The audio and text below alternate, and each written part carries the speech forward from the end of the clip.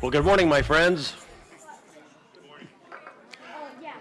Some days you do better. Good morning, my friends. Oh, I feel so good morninged. Today we are going to do something a little bit different than we've done recently. We've done this before, but it hasn't been a while. In old-time language, what we're going to do today is called a work of the people. In the Greek words that got translated or transliterated into English, it's called a liturgy. It means a work done by the people for the people. Now, I had a little bit more of a hand this time than I will in the future, so it's a little bit heavy on the work of Doug for the people, but next time it's going to be a work of the people for the people. Joe and Sue kind of worked on all the elements and the components and the order. I gathered the people, I gathered the resources, but going forward it's going to evolve into what it's supposed to be, a work of people, more of us creating moments for more of us. That's what our religion did originally, create moments of elevation together by one another, for one another. So today is our first step. Well, actually today is our second step. Our first step started months ago when we started doing music school, when we started learning how to sing together, how to make music together multi-generationally, and we're going to keep doing that. We're going to keep going forward. We've still got a need to gather some songs that we can sing together that are both beautiful but also match the emerging narrative that we have. So as we get to further along, we will do more of the things we're doing today. So until we've got a full complement of songs, we'll probably do one of these, works of the people, by the people, for the people. We'll do that once a month. We'll probably do a contemplative Sunday once a month, and then a couple of times we'll keep learning songs together until we have that body of songs together. Thank you those who've been contributing songs. I started an app group. I've got a couple of projects I'm working on right now. After I get those finished, we'll be a little bit more active in our quest for songs that we can sing together. So, welcome. A special welcome if you're a newcomer. We would, did that. We'd like to send you an email if you're a newcomer. If you're tuning in, you're a newcomer. We'd like to send you an email. You just go to the website there above. We say this every week. A healthy community stands with one another during our rough days, but we've got this natural cultural resistance to the whole idea of letting anybody know when we're having rough days. So please push against the resistance. 3 ways that you can participate. You can go to the QR code, you can go to the website, or you can just, at the end, go to the back. There'll be someone with a name tag right on there, making it easy for you. That's what we do when we are a healthy community.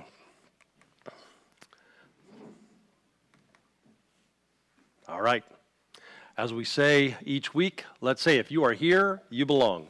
If you are here, you belong. And we are, every one of us. Sorry.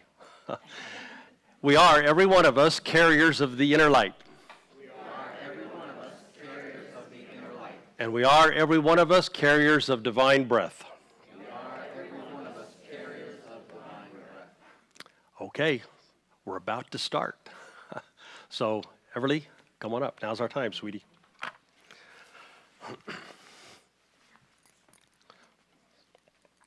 So, hold that. We are going to light this lamp, thank you, so that when we all get a glimpse of the candle burning or of the lamp burning out of the corner of our eye, that we are all reminded that there is light in every one of us, there is light in everything, that the divine is in us and the divine is all around us. Are you ready?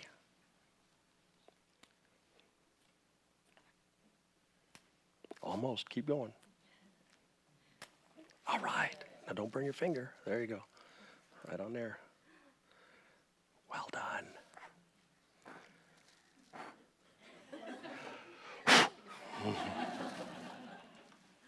And here's our prayer for this morning. May we see the sacred in the commonplace, in the soil, the water, and the sky, and let us honor the interconnectedness of life and cherish the sacredness that never dies. Well done, sweetie.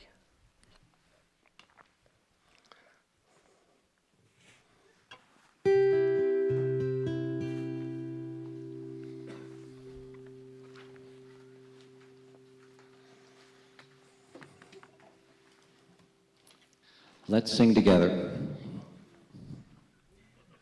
Let's sing together.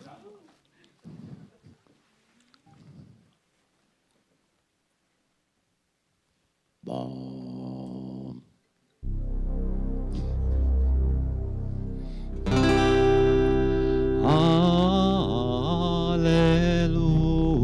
Hallelujah. Hallelujah.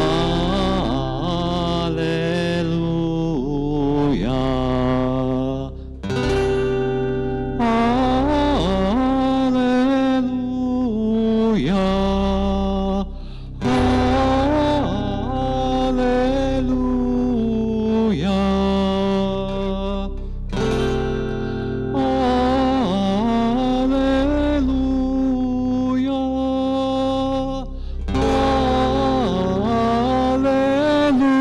Hallelujah.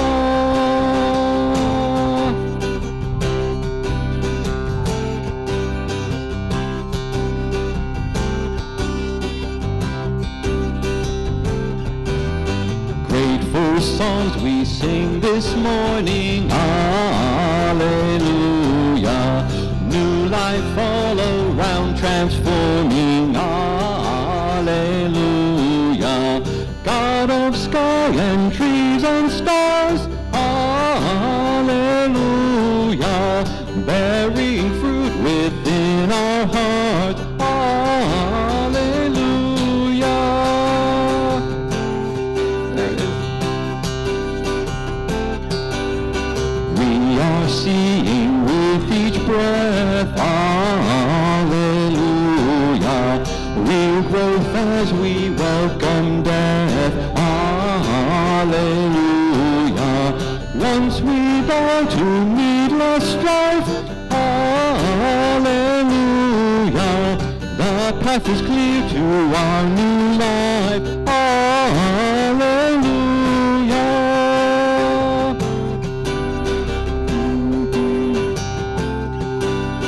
The divine in all we see, hallelujah. Above in you, here in me, hallelujah. Letting go of selfish pride, hallelujah. We are each reborn this day, hallelujah.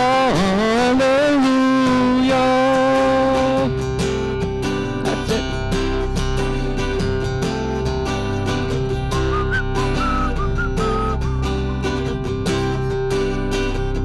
One more.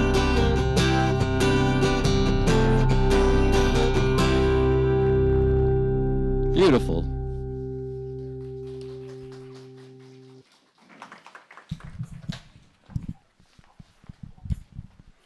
Let's start with our prayer this morning.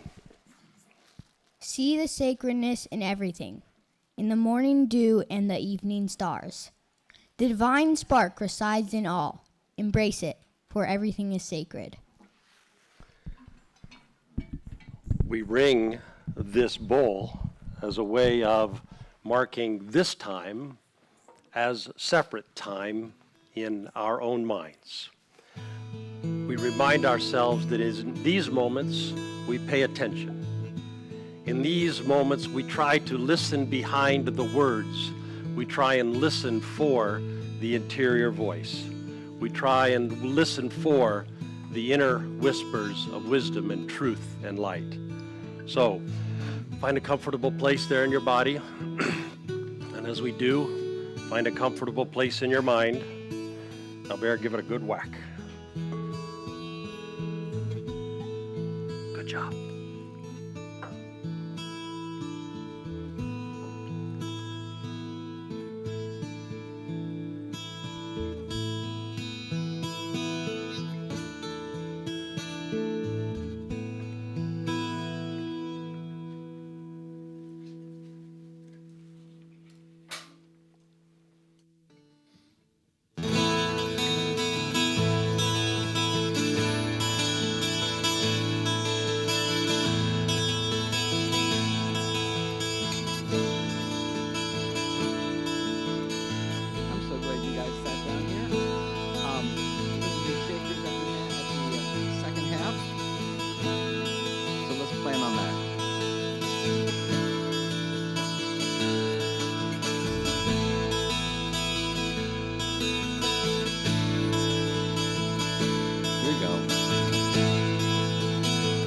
Everything is sacred.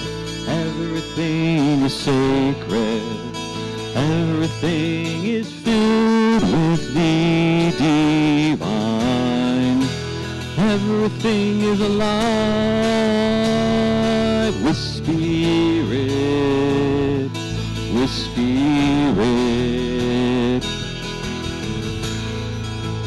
Everything is a wonder. Everything is a wonder, unfolding right before our eyes. Everything is alive with spirit, with spirit. Everything is a blessing. Everything is a blessing, bursting from the earth and sky. Everything is alive with spirit, with spirit.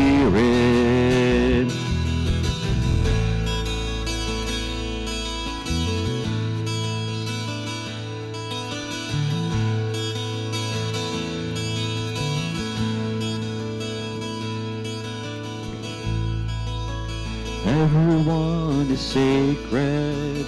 Everyone is sacred.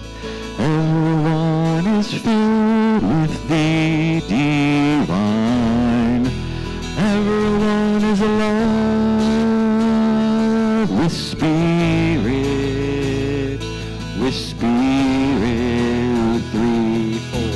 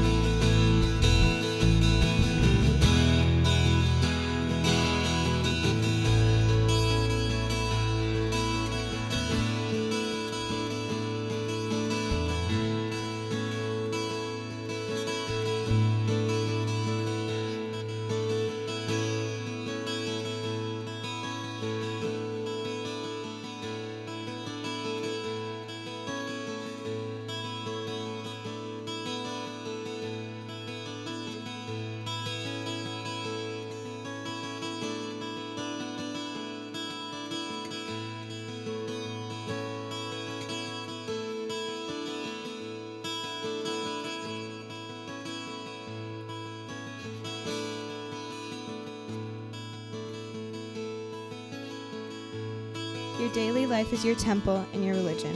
Whenever you enter into it, take with you your all. Take the plow and the forge and the mallet and the lute, the things you have fashioned in necessity or for delight. Take with you all men and women. And if you would know God, be not a solver of riddles. Rather, look about you, and you shall see him playing with your children. And look into space, you shall see him walking into the cloud, outstretching his arms in the lightning, and descending in the rain. You shall see him smiling in flowers, then rising and waving his hands in trees.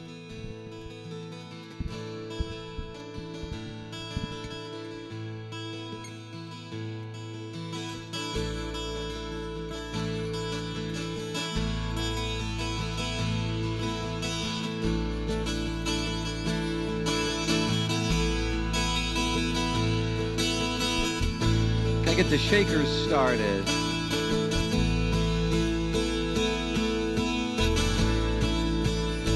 Beautiful. Here we go. Together. Everything is sacred. Everything is sacred. Everything is filled with the divine. Everything is alive with spirit, with spirit. Everything is a wonder. Everything is a wonder, unfolding right before Everything is alive with spirit, with spirit.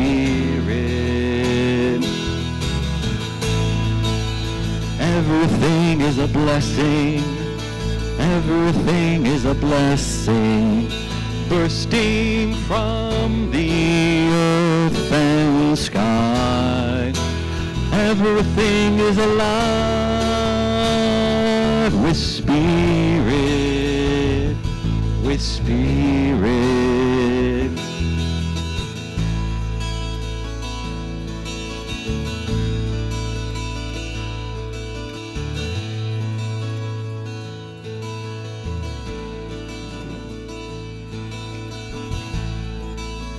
Everyone is sacred, everyone is sacred, everyone is filled with the divine. Everyone is alive with spirit, with spirit. Everyone is sacred, everyone is sacred, everyone is sacred, everyone is sacred, everyone is sacred, everyone is sacred, everyone is sacred, everyone is sacred.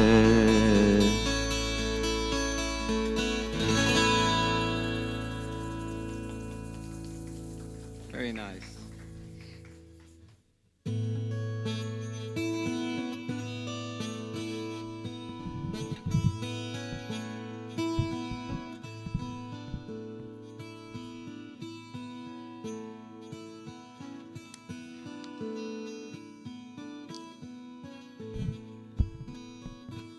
The divine makes everything beautiful in its time. The divine sets eternity in motion. In the human heart, a mystery no one can fathom. Everything. Everything, this earth, the people in it, our bodies, our minds, all are intricately connected, are all carriers of the sacred, divine nature. May we be seekers of divine goodness in the everydayness of our lives. Love is another word for the divine. We're going to take a few moments for some unguided meditation. And I know young people, you aren't usually here for the meditation, but here's what I want you to think about when we're doing this. Here's what I want you to do, is know that the divine love is everywhere. We just talked about it. We just sang about it. It's in the air. So just close your eyes for a few minutes. And when you breathe in love. And when you breathe out love. And let's breathe it all in and out together in love for a few quiet moments.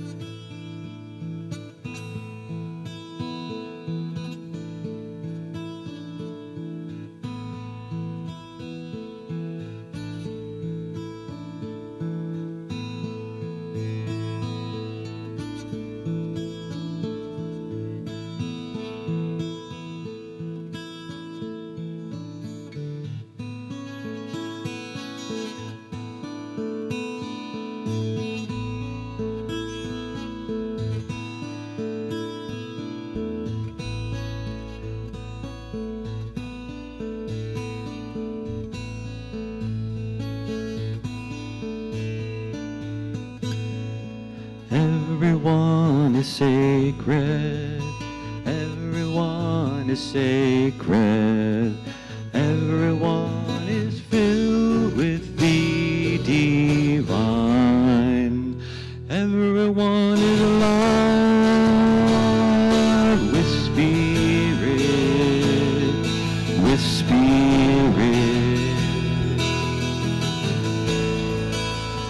Everyone is sacred. Everyone is sacred. Everyone is sacred. Everyone is sacred. Everyone is sacred. Everyone is sacred.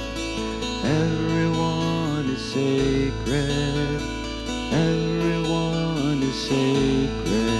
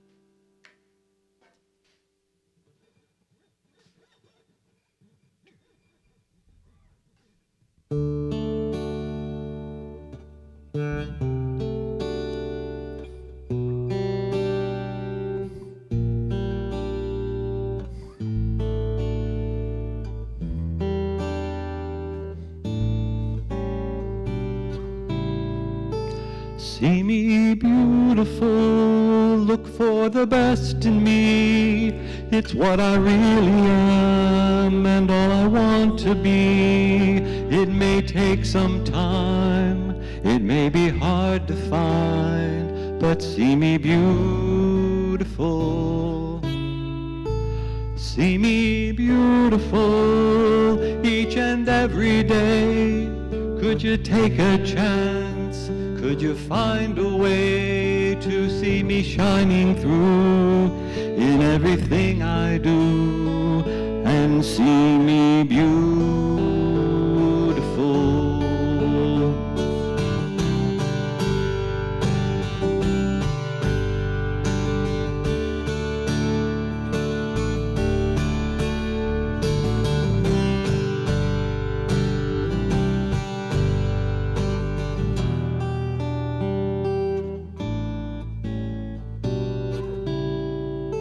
See me beautiful, look for the best in me. It's what I really am and all I want to be. It may take some time, it may be hard to find, but see me beautiful. See me beautiful each and every day. Could you take a chance?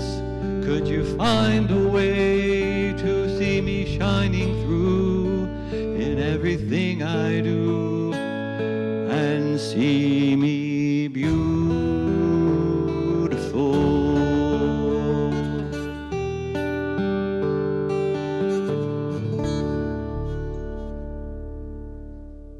Thank you for singing today. Well done, all. Our first work of the people, by the people, for the people. I think we did it very well. All right, let's all stand up together, and while we're doing that, children, you can be dismissed over here. Turn to someone and pass the peace of God one to another. Pardon? I did it all wrong. You didn't. You did it great. Well, I'm sure there was some mistake in there. I just didn't see it. We'll go with that. Now I'm coming back. I don't think so. That's it. That's it.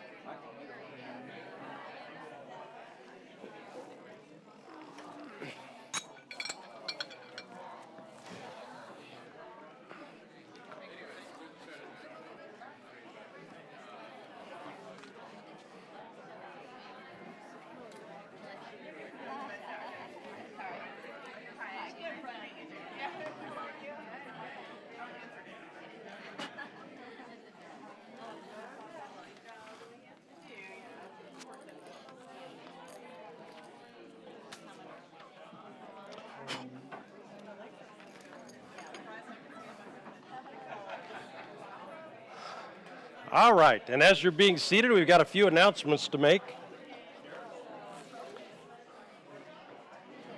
While you're being seated, we've got a few announcements to make.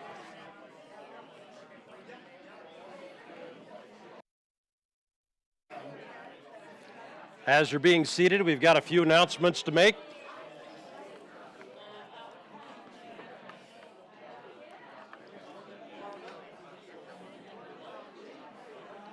As you're being seated, a few announcements to make.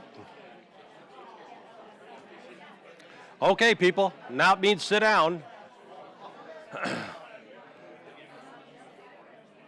So here's what's coming up today. We've got What Are You Thinking on Zoom afterwards. Oh, that's even better. I'll get the bell. That's not nearly as beautiful. I think...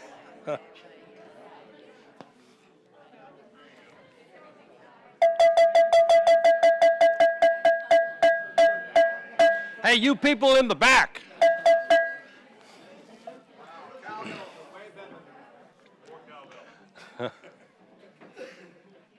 So here's what's coming up in the community. Great places for us to connect, to work the circle together. What are you thinking on Zoom right after this lesson for those of you that are online? After the service, we're going to have life story group formation. I'll explain that in a moment.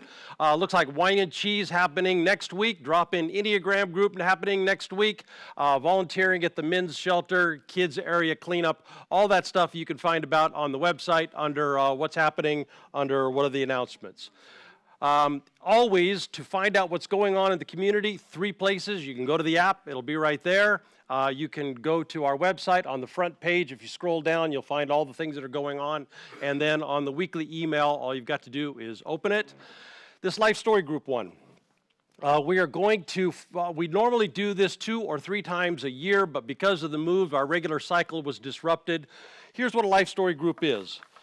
It's just like it sounds. There are 3 people in the group, maybe 4, and they get together, and every time they get together, one of the people tells the story of their life, which sounds very simple.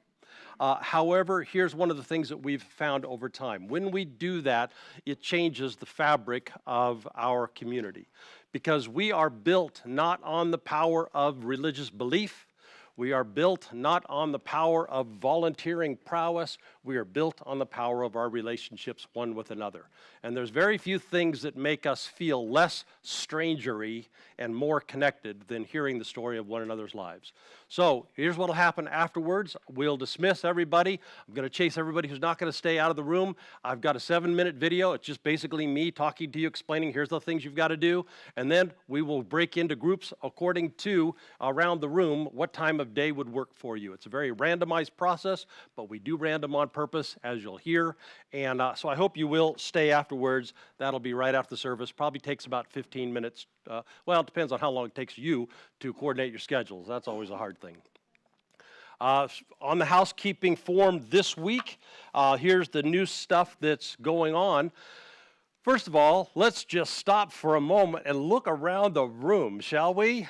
There's Maria. Maria needs a hug and a kiss. So you can tell Maria she spearheaded it, and she did it. She did this with Sue, and she did it, and Carrie, and Bridget, and Joe, and Dawn. And look at this. We're having the beginnings of a sound booth that is on its way. We are almost finished moving in. So this week you will see on the housekeeping form a few ways that you could help. The first one is you could help me.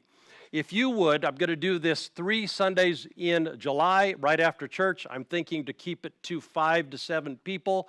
And if you would just meet with me, I will ask you a bunch of questions, and you will tell me what you think and what you think other people think, what you experience, what you think other people experience. And that's going to help me plan lessons as we move into the fall. There'll be some conversation starter questions. While you're talking, I will be feverishly writing down everything that you say. Actually, I'm recruited Julie. She'll be writing down all the things that you say so that we can then begin to integrate that into our lesson. So I imagine it'll take about 45 minutes.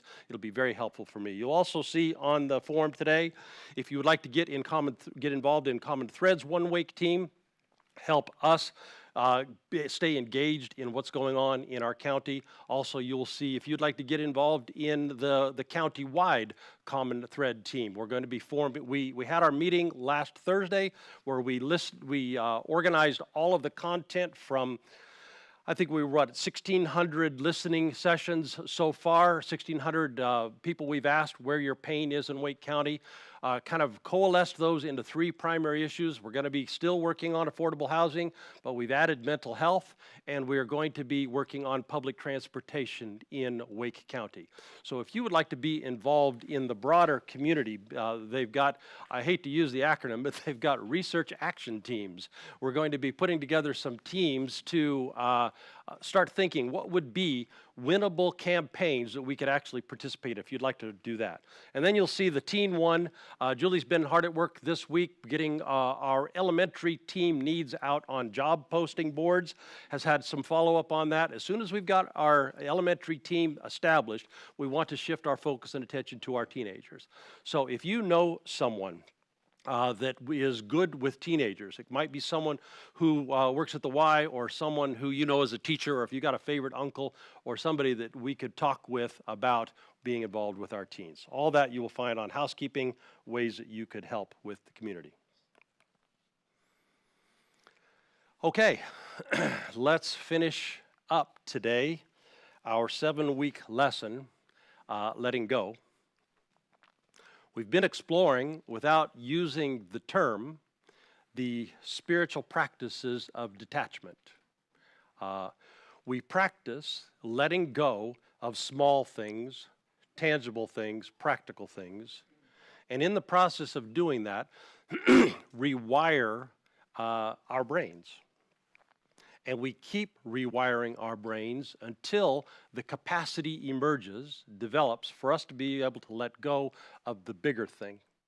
And the bigger thing is the skewed perception version of self, what we often call ego self or false self. It's very difficult for human beings to let go of ego directly, so the wisdom of the ancients was to afford us incremental steps. You start letting go of small things, like maybe you let go of social media for a while, or during Lent, the practice might be to let go of chocolate for those 6 weeks.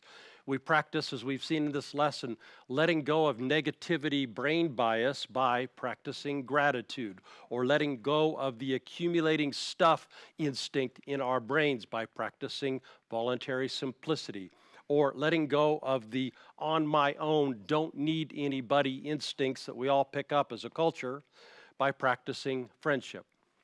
So today, we conclude with one more practical practice. This one gets about as close as we can get to letting go of ego directly, letting go of our not true enough truth versions of self. Now, what today could be is several lessons, because there are lots and lots of contemplative practices, and I could have done something on each one of them, but we give enough focus, I think, at other times to those. We always focus on mindfulness meditation practices like centering prayer or breath meditation or body scan, the welcome prayer. We can do those things to help us let go of the tyranny of habit thinking. The loving kindness meditation, we'll come back to that again, letting go of the clutchy kind of habits that we have toward grudge holding or toward indifference feeling toward other people, the dismissal of other people. And there are a lot of practices of self-awareness, but that's the one that we're going to focus on today, and we're going to focus on 2 practices, 2 letting go practices that help us toward self-examination. You'll hear about every one of those contemplative practices sometime during the year because we rotate through them all. But when we talk about self-examination, you will often hear us talk about examine of consciousness. That's a very old term. Examine for short, E-X-A-M-E-N. It's spelled in the Latin. That's how old it is. Today I'm going to briefly explain what it is, along with its kissing cousin, free-range journaling. I hope you saw Thursday's email with the title of today's lesson because I was very pleased with myself. That is so damn creative. Inkspiration, the art of the journal. That is clever times two. Come on. Examine is a structured approach to journaling. It's a practice that we do at the end of the day, comes from the late 1500s, instituted by Ignatius of Loyola, who was trying to wrestle down his own skewed ego self, as well as the skewed ego selves of his religious order, what was then just the newly emerging Jesuits. And he instituted this practice of examine to help us, as the day is coming to an end, to ask ourselves a series of questions and then write out the answers. Even back then, when nobody read or wrote, we already realized that we evoke a different kind of thinking when we put pen to paper. Here's a simplified description of examine. We find a quiet place, a favorite chair, maybe a cup of tea. We quiet our minds and we start to wind down the end of our day. And we ask ourselves first, what happened today? Because you know, like I do, it's very difficult for you to remember, even now, 10-something in the morning, what you had for breakfast, because we live through our lives without much examination. So at the end of the day, the first question is, what did I do today? And we begin to create bullet points of, I did this. Oftentimes, I do it in consultation with my calendar because I look back over, what did I do today? Because we create bullet points, here's what I did, here's who I saw, here's the conversation that I had, here's what I said in that conversation, here's what I heard in that conversation, here are feelings that came up during the day, here are thoughts that I had during the day. And out of that, we just create a bullet point list, my day. The second question is, as I reflect on what happened today, as I look over those bullet points, what am I grateful for? What am I grateful that happened today? And then we write that down. After we've done that for a while, looking over those bullet points, we ask ourselves, when did I move with the divine? When did I not? Or, put another way, when did I draw from my deeper self? When did I not? Or, put another way, when did I live from my better angels? When did I not? And then we write it down. And then third, we just simply ask, what do I want tomorrow? Informed by how I moved with or did not move with the divine today, what do I want tomorrow? How do I want to behave differently? How do I want to think differently? How do I want to live differently? And then we write it down.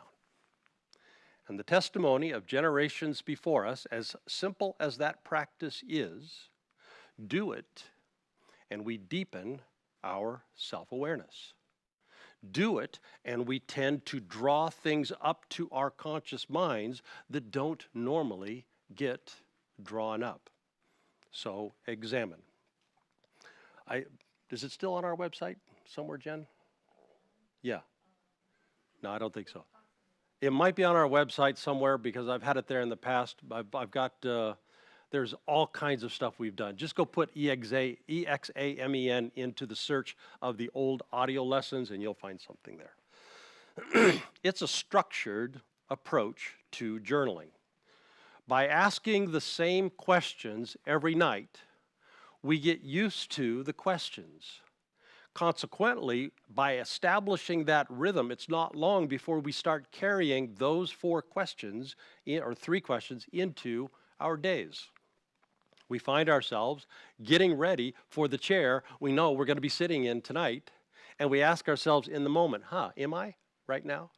Am I drawing from the divine, or am I not drawing from the divine?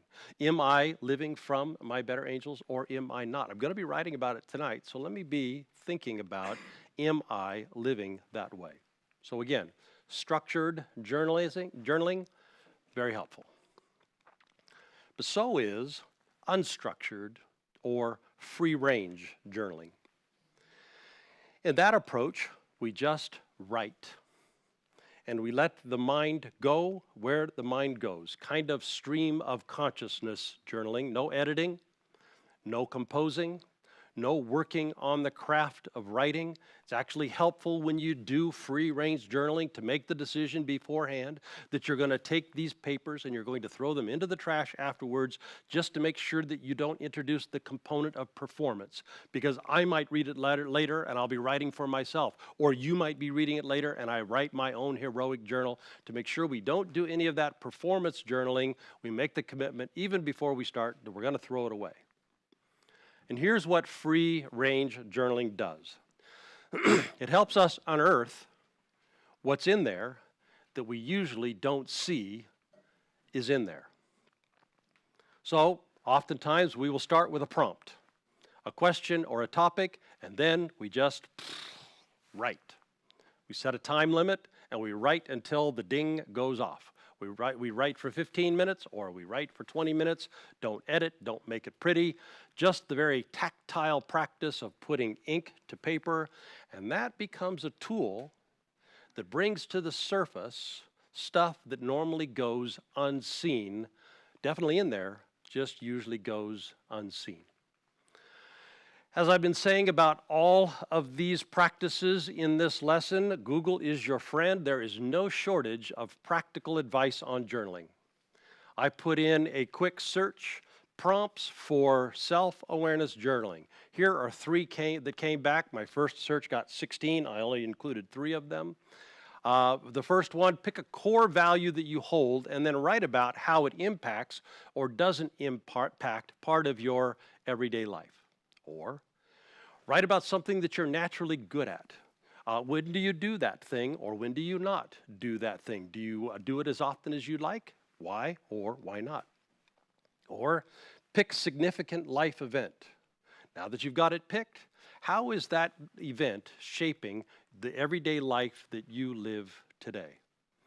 Any one of those, given time and focus and attention, will deepen our self-awareness. I asked Denise what prompts she uses getting ready for today, because I know journaling has been a core practice for her, and she told me of her simple approach. She starts with the body scan meditation that we've been doing these last few weeks. She finds some place of tension in her body, maybe in her chest, maybe in her stomach, maybe across her forehead, and with nothing more than that, just a vague sense that there's tension somewhere in her body, she starts writing, curious about what is going to come up. She also sent me this prompt, which she said has been helpful for her in the past. What is renting the most real estate in your head right now? And write about that for 20 minutes and go.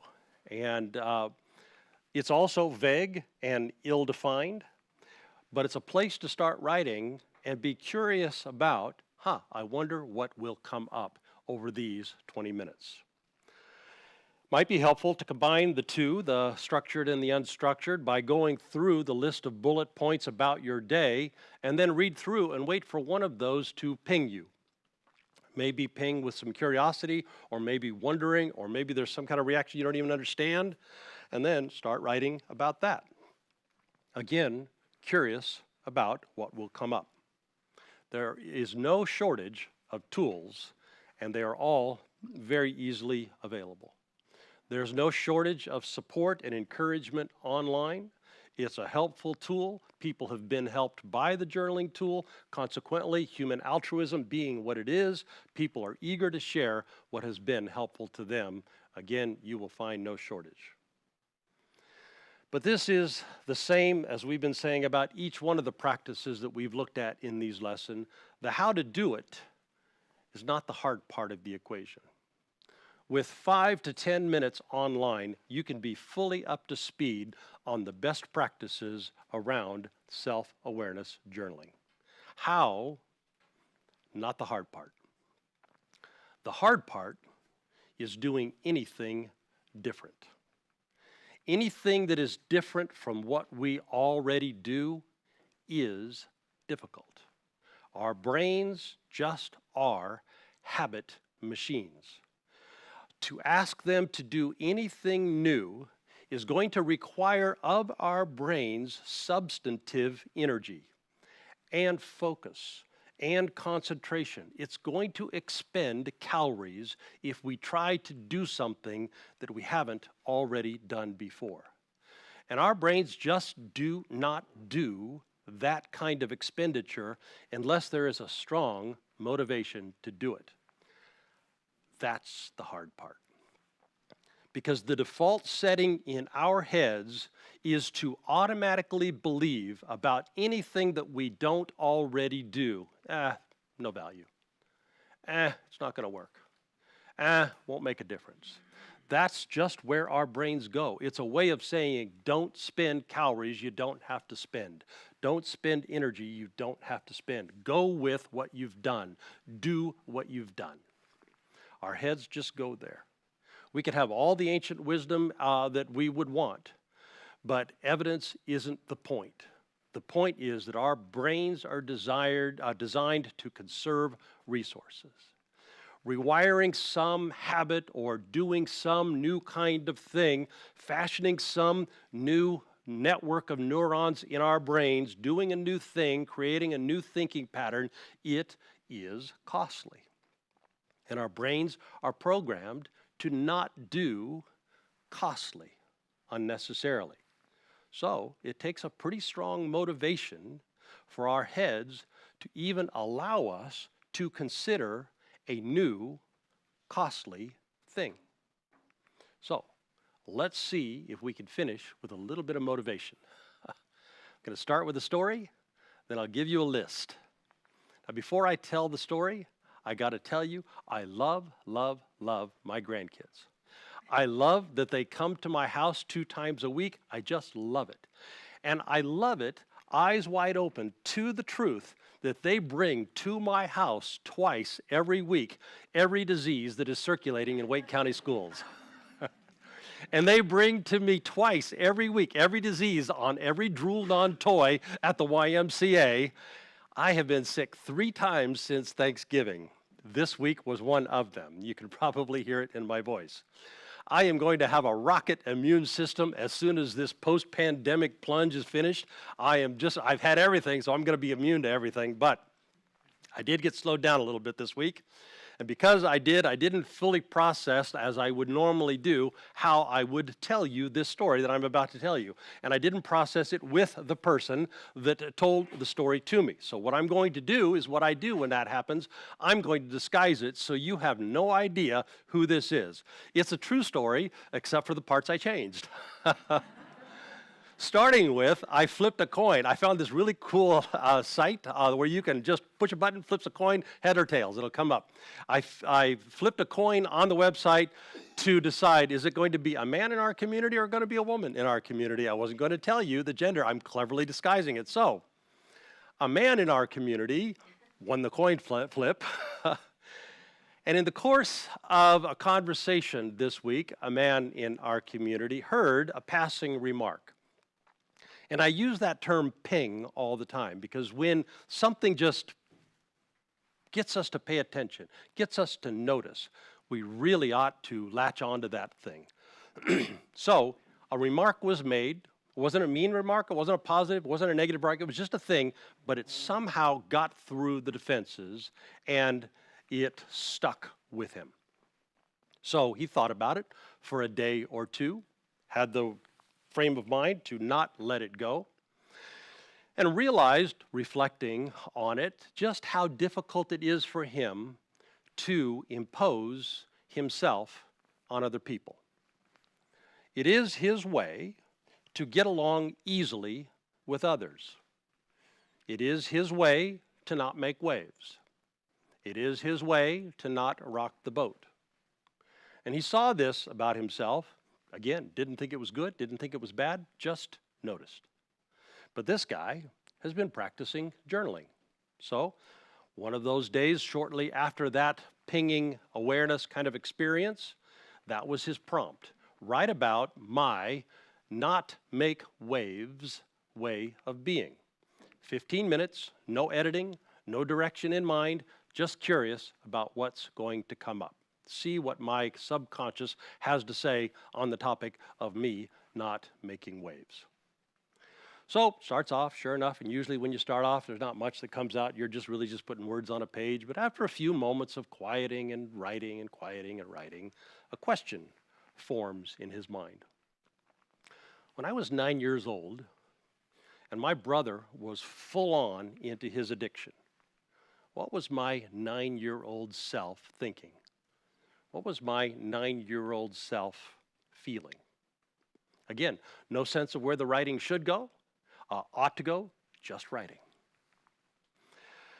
God, those were some chaotic years. Mom and Dad were up to their ears in crisis mode. All the drama, all the tumult, all the commotion, all the turmoil. What was 9-year-old me doing? I actually have a hard time remembering. What was 9-year-old me thinking and feeling? Continuing to write, continuing to write, continue to write. You know what I bet? I bet 9-year-old me looked around and determined, in keeping with my natural personality, here's what this situation does not need. It does not need more drama. Here's what this situation does not need. It does not need more chaos. It does not need more turmoil. Here's what this situation does not need. It does not need more me. So, I'll keep my head down. I'll keep my grades good. I'll stay out of trouble. I'll not impose. I'll not make demands. I can imagine writing. I can imagine 9-year-old me concluding, yep, that would be what's best. Probably didn't use the words back then, but I bet I picked up a strategy of not being seen. By meeting expectations, by not pushing my needs, by not pushing my desires, by not pushing my concerns, not be seen. In that tinderbox world, plenty of need there, didn't need any of mine.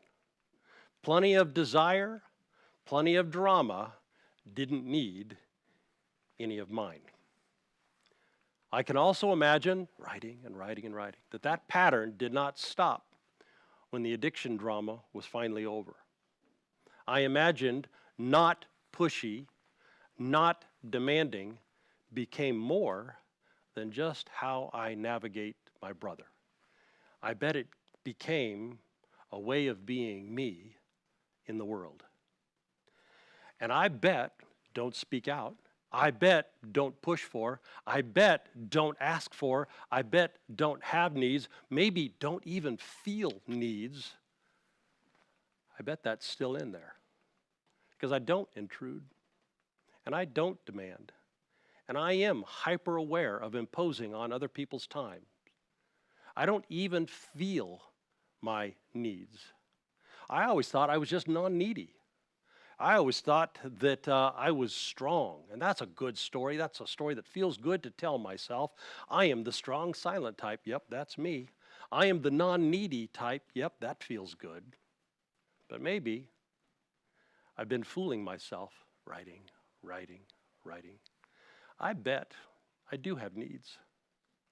And I bet my relationships have gotten a little bit one-dimensional because I don't ask for and I don't get what I need. Stuff that I now realize I do need, I don't ask for. Now that is self-awareness. And that is why we journal. Because that is something we can begin to do something with. We can begin to make alterations and adjustments in our lives when we see that which most of the time we don't see.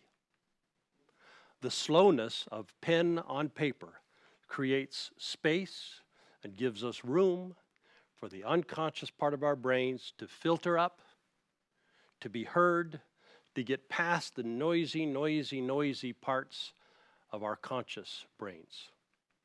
That's the story. Here's the list.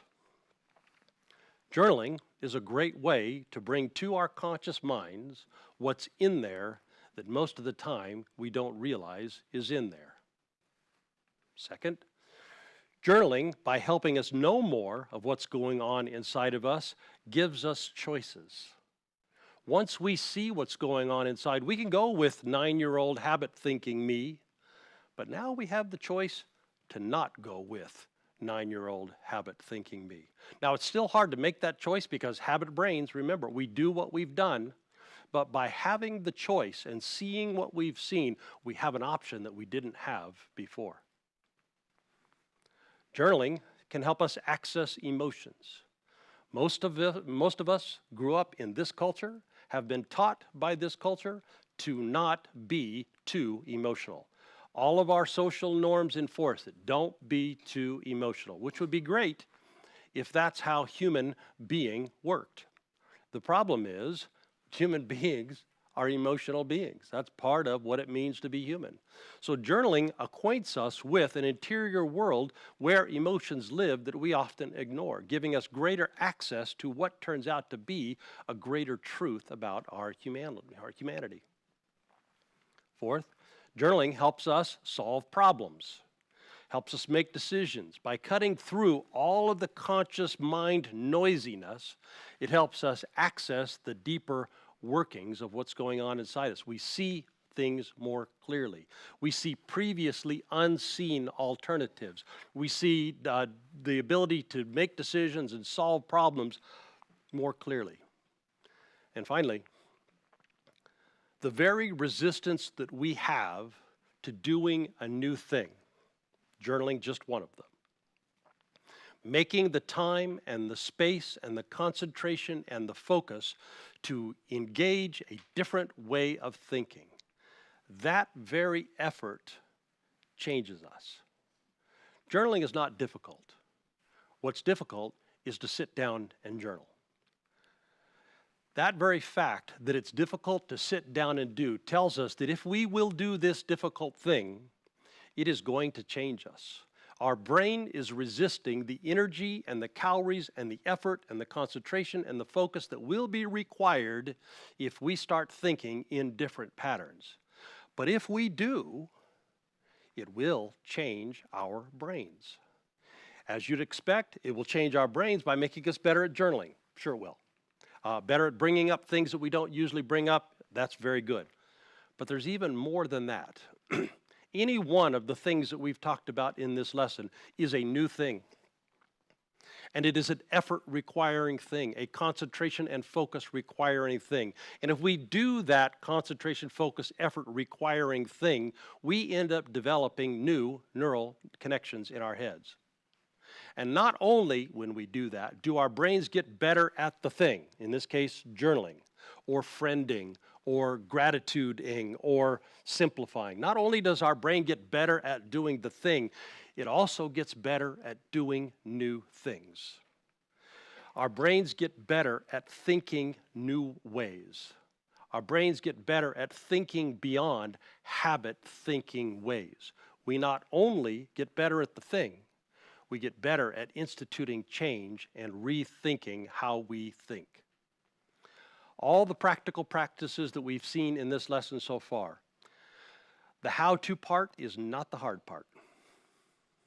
The hard part is the process of doing the new thing, cutting new neural pathways in our heads. That's the hard part. Now, I do not imagine that many of us, hearing these practices of detachment, are thinking to ourselves, that's stupid, I would never do that.